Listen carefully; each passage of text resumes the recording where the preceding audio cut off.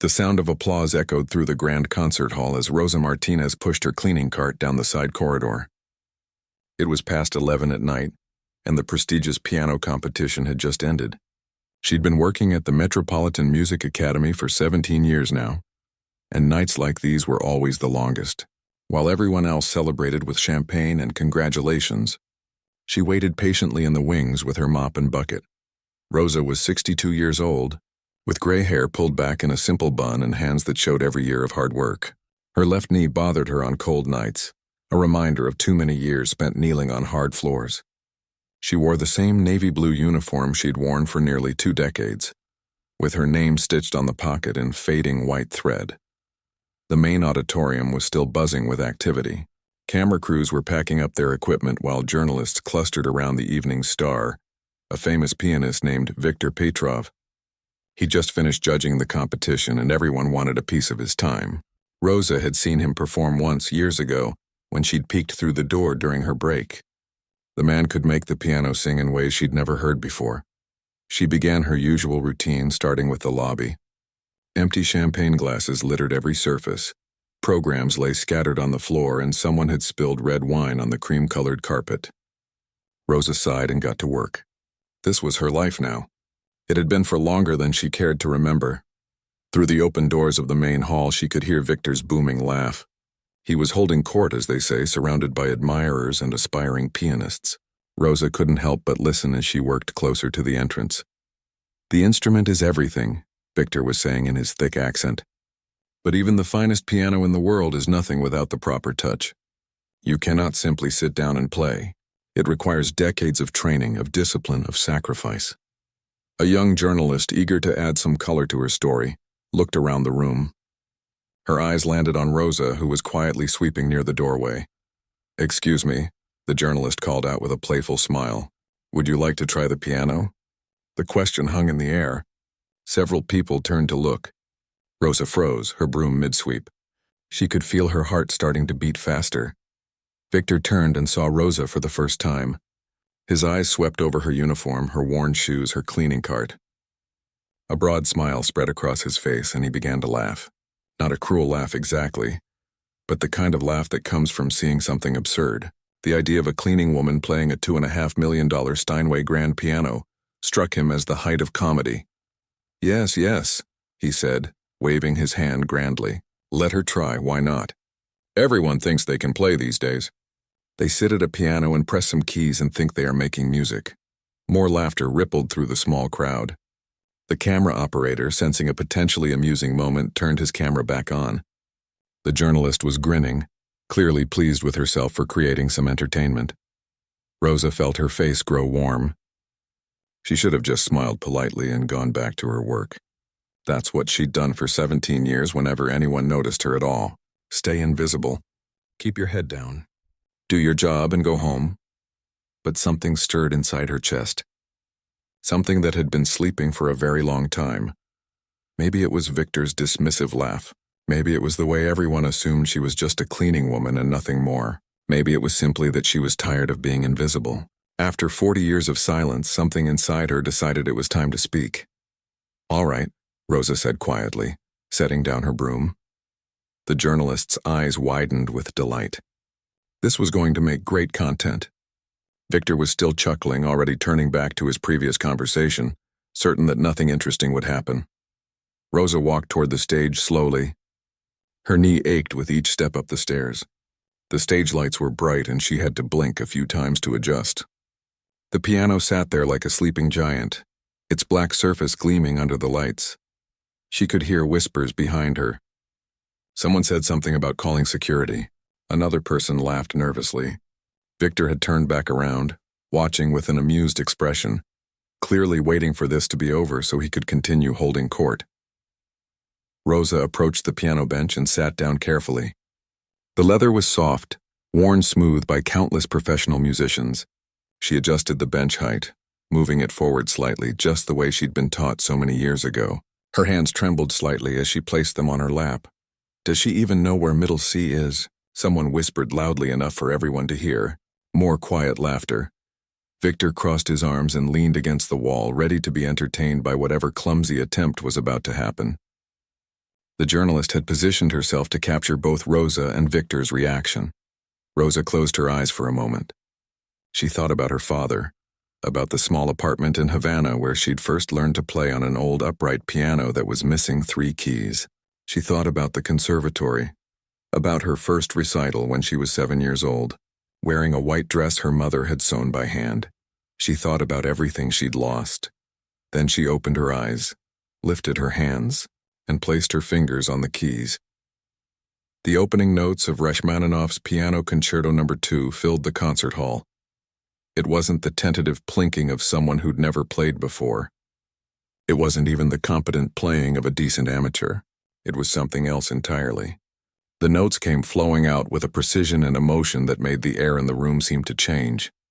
Victor's smile disappeared. He straightened up, his eyes suddenly focused. Rosa's fingers moved across the keyboard with absolute confidence. Her whole body swayed with the music, the way it does when someone isn't just playing notes but is actually feeling every single one of them. The difficult passages that make most pianists sweat came easily to her. Her hands seemed to dance, to fly, to know exactly where they needed to be before they even got there. The journalist's mouth fell open. She'd expected a cute moment, maybe a few choppy notes for her video. Instead, she was witnessing something that made the hair on the back of her neck stand up. One by one, conversations stopped. People who'd been packing up equipment set down their cases. Security guards who'd been moving toward the stage to remove her froze in their tracks. Even the staff members who'd been clearing glasses in the lobby drifted toward the door to listen. Rosa kept playing. Her eyes were closed now and tears were streaming down her face, but her fingers never faltered. She poured 4 decades of silence into that piano. Every year of scrubbing floors, every night of exhaustion, every moment of invisible existence flowed through her hands into Rachmaninoff's beautiful, aching notes. Victor stood completely still. His face had gone pale. As a master musician, he knew instantly what he was hearing. This wasn't just someone who'd taken a few lessons. This was someone who'd been trained at the highest level, someone who'd lived and breathed music the way he had. The technique, the interpretation, the sheer emotional depth, it was stunning. The camera kept rolling, capturing everything. When Rosa finally finished the passage she'd chosen to play, her hands remained on the keys for a moment. The last notes faded into silence. Nobody moved. Nobody spoke. The concert hall, which had been full of chatter and laughter just minutes before, was now so quiet you could hear the heating system humming. Rosa slowly opened her eyes. She lifted her hands from the piano and placed them back in her lap. Then she just sat there staring at the keys, wondering what she'd just done. The silence seemed to stretch on forever. Rosa sat at the piano, her hands shaking now that the music had stopped. She could feel everyone's eyes on her, and for a moment, she wanted nothing more than to grab her cleaning cart and disappear through the service entrance like she'd done every night for 17 years. Then, Victor Petrov started to clap. It wasn't the polite applause you give to be nice. It was slow and deliberate, each clap echoing through the concert hall like a drumbeat. His eyes were locked on Rosa, and his expression had completely changed. The amusement was gone. In its place was something else. Shock, confusion, and what looked like genuine respect. Others joined in. First the journalist, then the camera operator, then everyone else in the hall. The applause grew louder and louder until it filled every corner of the space. Some people were on their feet. A few looked like they might cry. Rosa turned on the bench to face them. She tried to smile, but her face felt frozen. This wasn't supposed to happen. She'd kept her secret for so long, had become so good at being invisible, and now everything was exposed. Victor walked toward the stage, his expensive shoes clicking on the polished floor. He climbed the stairs slowly, as if approaching something sacred. When he reached Rosa, he stood there for a moment, just looking at her. Up close, she could see the questions in his eyes. "Who are you?" he asked quietly. His accent made the words sound heavier somehow. "Who taught you to play like that?" Rosa's throat felt tight. Where could she even begin? How do you explain 40 years in a few sentences? "My father," she said finally. Her voice was hoarse, barely above a whisper. "My father taught me. A long time ago. In another life." "Your father's name?" Victor pressed. There was an urgency in his voice now. Rosa hesitated. She hadn't spoken her father's full name out loud in decades. It felt strange on her tongue, like a language she'd almost forgotten. Esteban Rodriguez de la Vega. He taught at the National Conservatory in Havana. The color drained from Victor's face. He actually stumbled backward a step, and for a moment Rosa thought he might fall. Someone reached out to steady him, but he waved them away. "It's not possible," he muttered in Russian, then switched back to English. "It cannot be. I know this name." He pulled out his phone with trembling hands and began scrolling frantically. Rosa watched, confused. How could this famous pianist know her father's name? Her father had never left Cuba, had never achieved international fame. He'd been a teacher, a good one, but not someone the world remembered. Victor found what he was looking for and turned the phone toward Rosa. The photo was old and grainy, the kind that had been scanned from a physical print. It showed two young men standing in front of a building. They were both in their 20s, smiling at the camera with their arms around each other's shoulders. One of them was clearly a younger Victor. The other man made Rosa's breath catch in her throat. "Papa," she whispered. "This was 1968, Victor said, his voice shaking. "Moscow. Your father came for a cultural exchange program. He stayed for 6 months and studied with my teacher, Professor Dmitry Volkov. They became very close. Professor Volkov always said your father was one of the most brilliant musicians he'd ever met." Rosa couldn't take her eyes off the photo. Her father looked so young, so full of hope. She'd never seen this picture before. She'd never even known he'd gone to Moscow. "Professor Volkov talked about him for years after," Victor continued. "He said your father had a daughter, a little girl who was a prodigy. He said she would be one of the great pianists of our generation. He said—" Victor stopped, looking at Rosa with new understanding. "He said she had a gift that comes once in a lifetime." The journalist had moved closer, her phone recording everything. Others pressed in, trying to hear. Rosa felt trapped suddenly, overwhelmed. This was too much. Too many memories, too many emotions, all flooding back at once. "What happened?" Victor asked gently. "Why are you here cleaning floors when you should be on stages around the world?" Rosa stood up from the piano bench. Her legs felt weak, but she managed to stay upright. How could she explain the revolution, the arrests, the fear? How could she make them understand what it was like to lose everything overnight? "Things changed in Cuba," she said slowly. "My father, he spoke up when he shouldn't have. He questioned things. The government didn't like that." She paused, trying to find the right words. "They took him away when I was 14, sent him to prison. My mother and I were blacklisted. I couldn't study anymore, couldn't perform, couldn't even touch a piano without risking arrest. The hall had gone quiet again. People were listening to every word. My mother was terrified they'd take me too. In 1979, when I was 15, she put me on a boat. One of those boats, you know? The ones that sometimes made it to Florida and sometimes didn't." Rosa's voice cracked, but she kept going. "I was alone, just a kid. I spoke maybe 10 words of English. I had no papers, no way to prove who I was or what I could do. No one to vouch for me. I was just another refugee in Miami, one of thousands." Victor was staring at her with tears in his eyes. Others in the crowd were crying too. "I worked wherever I could, washing dishes, cleaning hotel rooms, eventually here. I was always too tired, too scared, too broken to try to go back to music.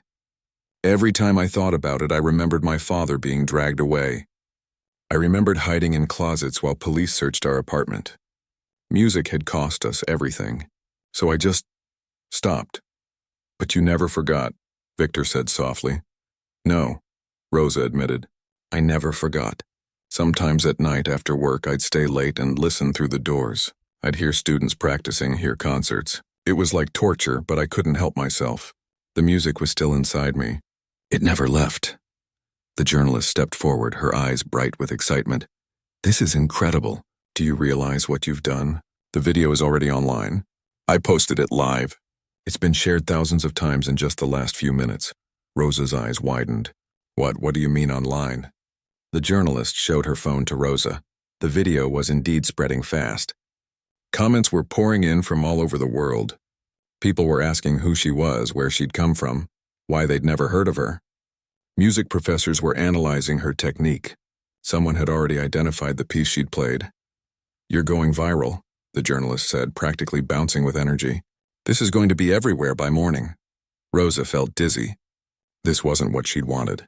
She'd just wanted, what? To prove something to that laughing pianist? To prove something to herself. She didn't even know anymore. Victor took her hand. His grip was firm and warm. "Listen to me," he said. "What happened to you was a tragedy.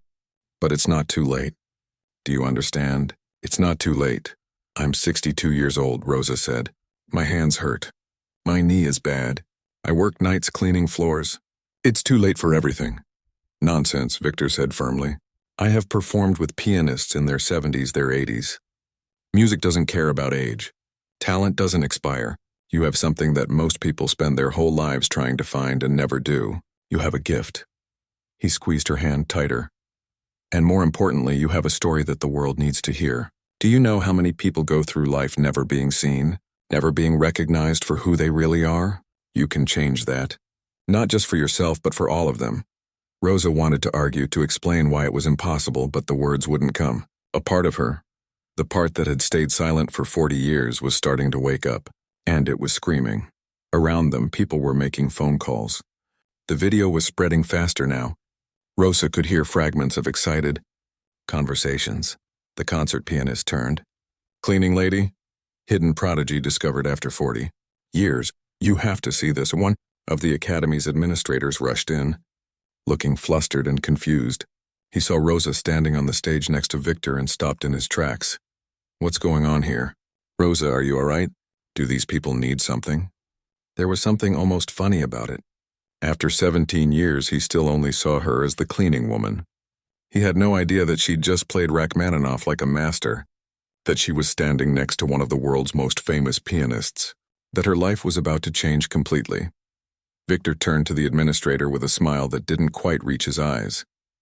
"This woman," he said clearly, "is one of the finest pianists I have ever heard. And tomorrow the whole world is going to know her name." Rosa didn't sleep that night. How could she? She sat in her small apartment on the outskirts of the city, still wearing her cleaning uniform, and watched her phone light up with notifications she didn't understand. The video had been viewed over 2 million times. 2 million people had watched her play. 2 million strangers now knew something about her that she'd kept hidden for 40 years. But they didn't know everything. They didn't know the whole story. She made herself a cup of tea and sat by the window looking out at the city lights. And for the first time in decades, she let herself remember everything. Havana in the 1960s and 70s had been beautiful and terrible all at once. The buildings were painted in bright colors, faded by the sun and sea air. Music poured from every window, every doorway. Life happened in the streets, on front steps, in parks where families gathered after work. Rosa had been born Maria Estela Rodriguez de la Vega. Her father, Esteban, taught at the National Conservatory of Music. Her mother, Carmen, had been a dancer before Maria was born. They lived in a modest apartment on the 3rd floor of a building near Old Havana, where the smell of ocean salt mixed with cooking and jasmine flowers. Maria had been 3 years old when she first climbed onto the piano bench in her father's studio. She pressed one key, then another, fascinated by the sounds. Her father had been working at his desk, grading student papers. He looked up and watched his daughter's small fingers exploring the keyboard. "Play this," he said, coming over to show her a simple melody. 3 notes, up and down. Maria played it back perfectly. Then she played it backward. Then she played it with different rhythms, experimenting, her little face serious with concentration. Her father called her mother into the room. They looked at each other with a mixture of wonder and concern. They both knew what it meant. This wasn't just a child playing. This was something else. By the time Maria was 5, she could play pieces that most adults struggled with. By 7, she was performing in recitals at the conservatory, wearing dresses her mother sewed from whatever fabric she could find. By 10, she was being called a prodigy, a genius, the future of Cuban classical music. Her father trained her carefully, never pushing too hard, always making sure she loved the music and wasn't just performing to please him. They had a routine. Every morning before school, 1 hour of practice. Every evening after homework, another 2 hours. On weekends, they would work on new pieces, her father sitting beside her, guiding her through the complicated passages. "Music is not about the notes," he would tell her. "Anyone can play notes. Music is about telling the truth with sound. It's about making people feel." Maria understood. When she played, she wasn't just moving her fingers on keys. She was speaking without words. She was telling stories that she was too young to tell any other way. The conservatory wanted to send her abroad to study. There was talk of competitions in Europe, of scholarships. Her father was excited but cautious. He knew the political situation was complicated. Cuba's relationship with the world was changing, and not always for the better. Then came the evening that changed everything. It was 1973. Maria was 12 years old, working on a Chopin prelude in her father's studio. The apartment door burst open. 3 men in uniform walked in without knocking. Maria's mother tried to stop them, but they pushed past her. Esteban Rodriguez de la Vega, one of them said. It wasn't a question. Her father stood up from the piano bench slowly. Maria could see his hands shaking, but his voice was steady. Yes, what is this about? You're coming with us. You've been reported for counter-revolutionary activities. Maria didn't understand the words, but she understood the fear in her mother's eyes. She understood when her father was handcuffed and led away. She understood when her mother collapsed on the floor sobbing. The accusations were vague. Her father had criticized some government policies in his classroom. He'd questioned why certain books were banned, why certain composers couldn't be studied anymore. He'd said things that someone had reported. In those days, that was enough. He was sent to a labor camp for political prisoners. Maria and her mother were labeled as family members of a counter-revolutionary. That label followed them everywhere. Within days, Maria was expelled from the conservatory. No explanation, no hearing, just a letter saying her enrollment was terminated. When her mother tried to appeal, they were told that children of enemies of the state didn't deserve special privileges like music education. The piano in their apartment was confiscated. The official reason was unpaid debts, but everyone knew the real reason. They were being punished. Everything associated with her father was being erased. Maria's mother got word through underground networks that her father was alive but suffering. The camps were brutal. Hard labor in the sugar fields, little food, harsh treatment. Many didn't survive. Those who did came back broken. For 2 years, Maria lived in a strange twilight. She went to a regular school where other students knew her family's shame and avoided her. She came home to an apartment that felt empty without her father's presence, without the sound of piano music.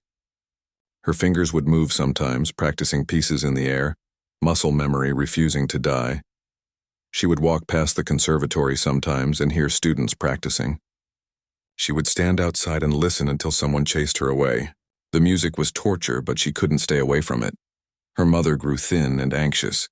She worked 3 jobs to keep them fed. At night, she would hold Maria and whisper the same thing over and over. We have to get you out. We have to save you. When Maria was 14, her father was released. He came home a different person, 20 pounds lighter, his hands damaged from years of hard labor, his spirit crushed. He couldn't teach anymore.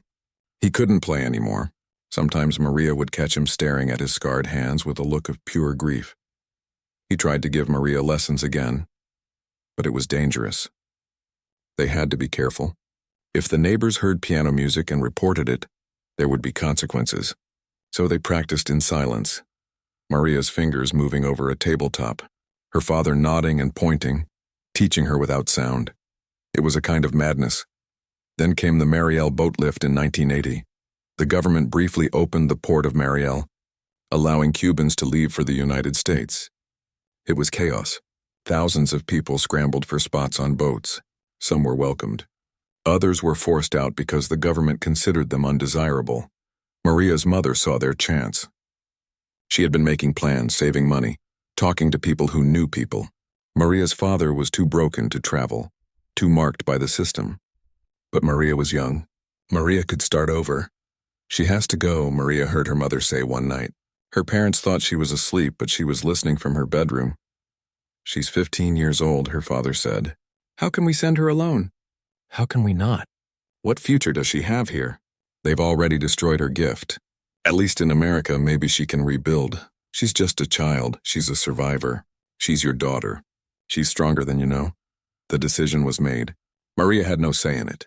1 week later, she was standing at the port of Mariel with a small bag containing 2 changes of clothes, a photograph of her family, and her father's old sheet music for Rachmaninoff's Piano Concerto No. 2. It was the only music she was allowed to take. Her mother hugged her so hard it hurt. Her father couldn't speak. He just held her face in his damaged hands and looked at her like he was trying to memorize every detail. "The music is in here," he said finally, touching her head. "And here." He touched her heart. "They can't take that away." "No one can." Those were the last words he ever said to her. The boat was overcrowded and dangerous. Maria was crammed in with dozens of other people, many of them sick, all of them desperate. The crossing took days. People vomited from seasickness. A baby wouldn't stop crying. An old man died and they had to leave his body in the ocean. Maria sat in a corner and hummed Rachmaninoff silently, over and over, trying to keep herself from falling apart. When they finally reached Florida, it was like landing on another planet. The immigration officials processed them quickly, overwhelmed by the sheer number of arrivals. Maria had no family waiting for her. She was sent to a temporary shelter for unaccompanied minors. She was 15 years old, alone in a country where she didn't speak the language, with no proof of her training or her talent. The sheet music in her bag meant nothing to anyone. It was just old paper.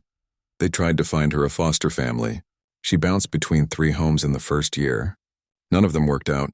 The families were kind enough, but they didn't understand her. How could they? She was a ghost of the girl she'd been, traumatized and silent, unable to explain what she'd lost. By 16, she was on her own. She lied about her age to get jobs washing dishes at restaurants. She slept in boarding houses with other refugees. She learned English slowly, picking up words and phrases, getting better but never quite comfortable. The music stayed inside her, but she couldn't let it out.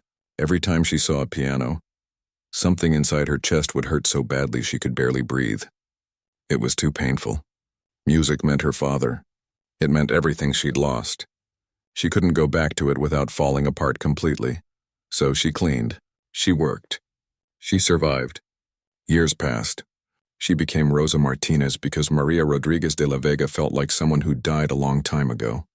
And now, sitting in her apartment at 62, watching her phone light up with messages from strangers, she had to decide who she wanted to be. The morning after the video went viral, Rosa's phone rang at 6 in the morning. She'd finally fallen asleep around 4, exhausted from memories and emotion. The ringtone jolted her awake, her heart pounding. It was a number she didn't recognize. She almost didn't answer, but something made her pick up. "Rosa Martinez," a woman's voice asked. "Yes? This is Angela Chen from Morning News Today. We'd love to have you on the show this morning.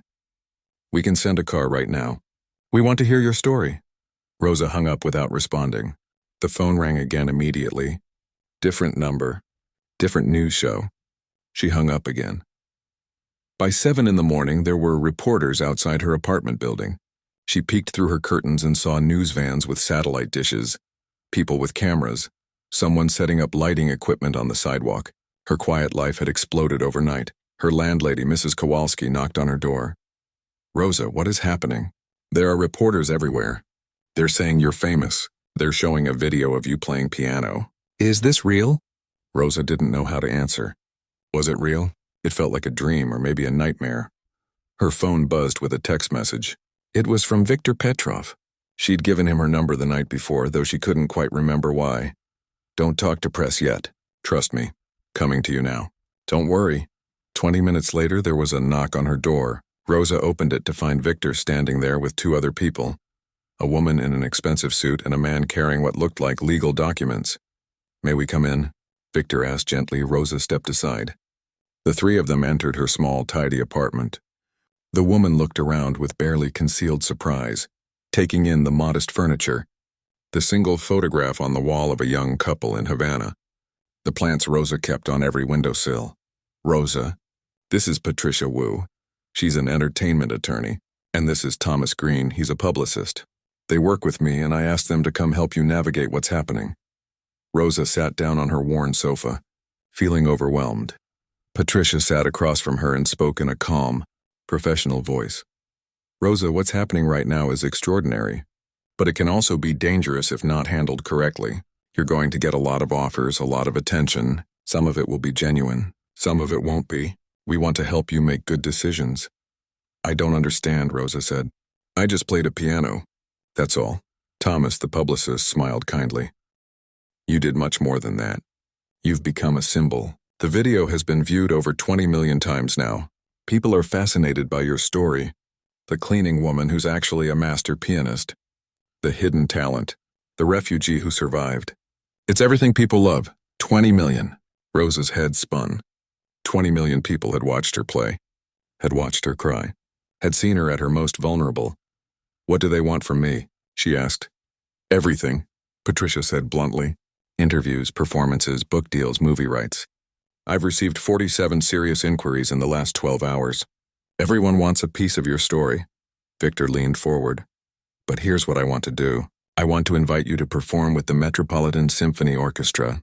A real concert properly done. I'll be there. We'll perform together. We'll show the world what you can really do. Not just a video clip. A full performance. Rosa's hands started shaking. I can't. I haven't performed in public since I was 12 years old. I don't even own proper concert clothes. I work tonight. I have bills to pay. This is crazy. You don't work there anymore, Patricia said. The academy called. You've been placed on paid leave while they review the situation. Between you and me, they're terrified of the bad publicity if they're seen as having exploited you. But I need that job, Rosa protested. I need the income. Rosa, Victor said softly. I've already spoken with several donors. They want to create a fund to support you. You don't need to worry about money anymore. You can focus on music. It was too much, too fast. Rosa stood up and walked to the window. Outside, more reporters had gathered. She could see cameras pointing at her building. I need to think, she said. This is all happening too fast. Of course, Patricia said. But Rosa, you need to understand something. Whether you want it or not, you're already public. The video is out there. People know your face, your name. You can't go back to being invisible. The only choice now is how you move forward. The words hit Rosa hard because they were true. She couldn't unplay the piano, couldn't unshare the video. Her carefully constructed quiet life was gone. Thomas stood up and came to stand beside her at the window. I know this is scary. I've seen it happen to people before. Sudden fame is overwhelming. But you have something rare. You have a real story. A true story. And people are hungry for truth right now. Over the next week, things moved with terrifying speed. Patricia negotiated with the academy, which agreed to give Rosa a generous severance package and a public apology for never recognizing her talent. The story became even bigger when someone leaked that Rosa had been working there for 17 years, cleaning the same halls where master musicians performed. Music historians started investigating her background. Someone tracked down records from the National Conservatory in Havana. An elderly professor there, one of the few who remembered her father, gave an interview confirming that Esteban Rodriguez de la Vega had indeed had a prodigy, daughter who'd disappeared during the difficult years, former. Neighbors from Rosa's old building in Havana saw the video and came forward. They remembered little Maria, remembered her playing, remembered the day the police took her father away. Their testimonies added credibility to her story and depth to the tragedy. Victor arranged practice space for Rosa at his own studio. She went there early every morning before the reporters could find her and played for hours. Her hands remembered everything. The pieces she'd learned as a child came back like old friends. Victor would sit and listen, occasionally offering suggestions but mostly just witnessing her rediscovery of her gift. You play differently now than you did as a child, he told her one morning. You play with experience, with pain, with depth that only comes from living. It's more powerful now. The concert was scheduled for 3 months away. It would be at the Metropolitan Concert Hall, the biggest venue in the city. All proceeds would go to refugee support organizations. Victor insisted on that, and Rosa was grateful. But as the date approached, Rosa's anxiety grew. She'd wake up in the middle of the night panicking. What if she froze on stage? What if her hands failed her? What if everyone realized she wasn't as good as the video made her seem? Patricia hired a therapist who specialized in performance anxiety. Dr. Liu was a small woman with kind eyes who didn't push but asked the right questions. What scares you most about performing? She asked during one session. Failing, Rosa admitted. Proving that I'm just a cleaning woman who got lucky with one good moment. But you're not just a cleaning woman, Dr. Liu said gently. You've never been just a cleaning woman. You've been a master pianist who was cleaning floors to survive. There's a difference. Rosa thought about that for a long time. 2 weeks before the concert, Rosa received a package from Cuba. There was no return address, just a postmark from Havana. Inside was a photograph she'd never seen before. It showed her at age 7 sitting at a piano, her father standing beside her with his hand on her shoulder. They were both smiling. On the back, someone had written in Spanish, "Your mother kept this hidden for 40 years. She died last year but made me promise to find you if I ever could. She wanted you to know she was proud. Always. Your neighbor, Gabriela." Rosa held the photograph and wept. Her mother was gone. She'd died never knowing that Maria had survived, never knowing her daughter had kept the music alive inside her all these years. That night, Rosa made her decision. She would perform, not because she wasn't scared, not because she was sure she could do it, but because her father had told her the music lived inside her, where no one could take it away. And her mother had believed in her enough to send her away to save her life. She owed them this. She owed herself this. The night before the concert, Victor came to her new apartment. The donors had set her up in a nice place, nothing fancy but comfortable. She'd hung the photograph of her parents on the wall where she could see it every morning. "How do you feel?" he asked. "Terrified," Rosa admitted. "Good," Victor said, surprising her. "Fear means you care. It means it matters. The greatest performances come from people who are afraid but play anyway." He pulled out his phone and showed her something. It was a video message. An elderly man, thin and frail, sitting in a room in Russia. He spoke in Russian, and Victor translated. "This is Professor Volkov. He's 93 years old now. He saw your video. He remembers your father. He wants you to know that Esteban was right. You are one of the great pianists of your generation. He says the music has been waiting for you and now it's time." Rosa watched the video 3 times. This man, her father's friend, had waited decades to see this moment. "I'm ready," she said finally.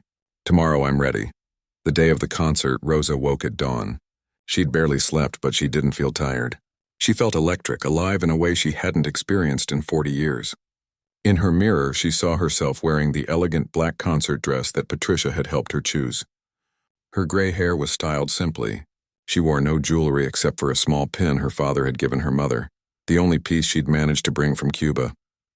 Patricia arrived at 9 to go over final details. Thomas was already handling media, which had grown to an overwhelming size. Every major news outlet wanted to cover the story. The concert had sold out in 17 minutes. The venue held 3,000 people, and tickets were being resold for hundreds of dollars. Though Rosa insisted any money beyond face value go to charity. "There are protesters outside," Patricia mentioned casually. Checking her tablet, Rosa's stomach dropped. "Protesters? Why?" "Some people think this is exploitation. They say you're being used to tell a political story about Cuba and immigration. Others think it's all fake, that you can't really be as good as the video showed.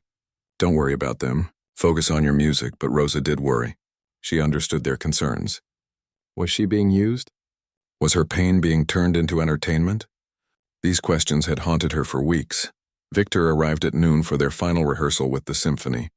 The musicians were already warming up when Rosa entered the hall. They stood and applauded when they saw her, which made her blush and want to disappear at the same time. "No pressure," Victor said with a wink. "Just 3,000 people and about 20 television cameras." Rosa managed a weak smile. They ran through the program once. She would perform Rachmaninoff's Piano Concerto No. 2, the piece from the video. Victor had arranged a shorter program around it, but Rosa's performance was the centerpiece. When they finished the rehearsal, the conductor, a distinguished woman named Lisa Chen, came over to Rosa. "I've been conducting for 30 years, she said quietly. "I've never heard anyone play Rachmaninoff like you just did. Whatever happens tonight, remember that. You have something real." The hours before the performance crawled by. Rosa tried to eat but couldn't. She paced her dressing room. She practiced finger exercises. She looked at the photograph of her parents. She thought about her father's scarred hands, her mother's sacrifice, the boat crossing, the years of cleaning floors. She thought about the piano she'd heard through closed doors for 17 years, the music she'd kept locked inside. At 7 o'clock, Thomas knocked on her door. "It's time. The hall is full." "Are you ready?" Rosa stood up. Her legs felt shaky, but she nodded. "I'm ready." The walk to the stage felt endless. Rosa could hear the murmur of the crowd, the sound of thousands of people settling into their seats. She stood in the wings, waiting for her cue. Victor was already on stage speaking to the audience. "Tonight is a night about second chances," he was saying. "About talent that cannot be destroyed, only delayed. about the human spirit's capacity to survive and create beauty, even after tremendous loss. He told Rosa's story, the condensed version, the prodigy in Havana, the father's imprisonment, the dangerous boat crossing, the decades of silence. His voice carried emotion that made the audience utterly quiet. And now, he concluded, please welcome Rosa Martinez. Rosa walked onto the stage. The applause was thunderous, but she barely heard it. Her eyes were fixed on the piano, the same Steinway grand where this had all begun 3 months ago. She sat on the bench and adjusted it carefully. Her hands trembled as she placed them on her lap. The hall went silent.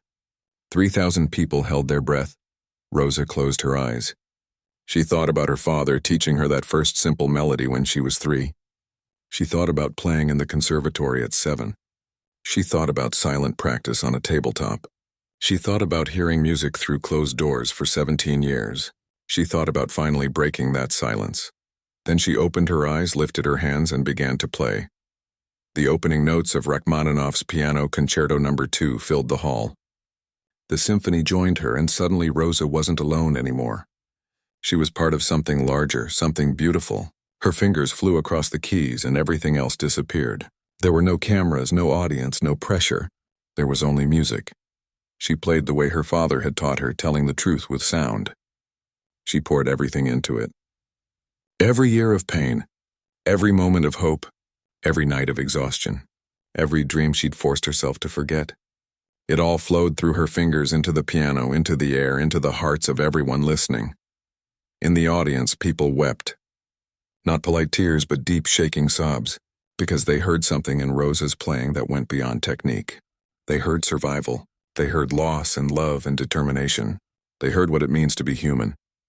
Victor, performing alongside her, had tears streaming down his face. He'd played with the greatest musicians in the world, but he'd never felt anything like this. When the concerto ended, there was a moment of absolute silence. Then the audience erupted. They stood, all 3,000 of them, applauding and shouting. The ovation went on and on. 5 minutes. 10 minutes. Rosa sat at the piano, overwhelmed, barely able to process what had just happened. People in the audience were holding up their phones, recording, sharing. The performance was being live-streamed, and millions more were watching online. Messages poured in from around the world, from other refugees who understood her journey, from musicians who recognized her gift, from ordinary people who were simply moved by her story. Backstage after the concert, Rosa was surrounded by well-wishers, but she felt strangely detached. She'd done it. She'd faced her fear and played, and it had been even more powerful than she'd imagined. But now what? The answer came in the following weeks. Invitations poured in from concert halls around the world. The Kennedy Center in Washington, Carnegie Hall in New York, Royal Albert Hall in London, symphony halls in Paris, Berlin, Tokyo. Everyone wanted Rosa to perform. But the invitation that made Rosa cry came from Havana. The Cuban government, seeing the international attention, extended an official invitation for Rosa to return and perform at the Havana International Festival. It was complicated, political, but ultimately they couldn't ignore the story. Rosa's journey had become too big, too important.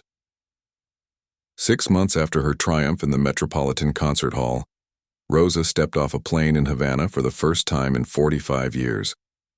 The air smelled the same, thick with salt and flowers. The sun felt the same, warm and bright. She visited her old apartment building. It was more run down now, but still standing. She stood outside and looked up at what had been her window. She could almost see herself as a child, practicing at the piano while her father watched. She went to the National Conservatory. Some of the same professors were still there, much older now. They remembered her father. They remembered little Maria. They apologized for not protecting them, for not standing up. Rosa forgave them because what else could she do? The past was the past. She visited the cemetery where her father was buried. The grave was simple, marked with a small stone. Rosa placed flowers there and sat on the ground, not caring that her expensive dress got dirty. "I did it, Papa," she whispered. "I kept the music alive, just like you said." The night of her Havana performance, Rosa stood backstage at the same concert hall where she'd performed as a child. The irony wasn't lost on her. She'd been forced out of this place at 12, branded as the daughter of an enemy. Now she was returning as an internationally recognized pianist. But this performance wasn't about revenge or proving anyone wrong. It was about healing, about showing that art survives politics, that beauty survives ugliness, that the human spirit is stronger than any system that tries to crush it. Among the audience that night were people who'd known her family, former neighbors, her father's old students, people who remembered the day the police came. They'd lived with that guilt for decades, the guilt of having done nothing. Tonight was their chance to witness something beautiful that had come from that darkness. Rosa played like she'd never played before. She played for her father, who'd died in prison still believing in her. She played for her mother, who'd sacrificed everything to save her. She played for 15-year-old Maria, terrified on a boat to an unknown country. She played for all the refugees who'd lost their homes, their families, their identities, and had to build new lives from nothing. When she finished, the standing ovation lasted 15 minutes. People threw flowers on the stage. They called for encore after encore. Rosa played 5 additional pieces, unable to say no, feeling like she owed them this moment of beauty in a place that had seen so much struggle. After the concert, an elderly woman waited by the stage door. She was small and thin with snow-white hair. She approached Rosa hesitantly. "Maria, little Maria, I lived in your building. I watched you grow up. I remember your playing. I remember the day they took your father. I've carried that guilt my whole life." Rosa took the woman's hands. "There's nothing to forgive. We all did what we had to do to survive." The woman wept, and Rosa held her. And they stood there together. 2 women who'd lived through impossible times. Rosa returned to the United States as something more than a performer. She'd become a symbol of hope, of persistence, of the power of art to transcend tragedy. She established the Esteban Rodriguez Foundation, which provided music education and instruments to refugee children. She taught master classes at conservatories, always making time for students who came from difficult backgrounds. She performed regularly, but never so much that it stopped being special. She chose pieces carefully, programs that meant something. She collaborated with other musicians who'd survived trauma, creating performances that were as much about healing as about art. On the first anniversary of that night when she'd sat at the piano after 17 years of silence, Rosa gave an interview. The journalist asked her what she'd learned from her journey. Rosa thought for a long time before answering. "I learned that you can't kill what lives inside someone. My father told me the music was in my head and my heart, and that no one could take it away. For years I thought he was wrong. I thought they'd taken it away completely, but it was just sleeping, waiting for the right moment to wake up. Talent doesn't die. Dreams don't die. They just wait.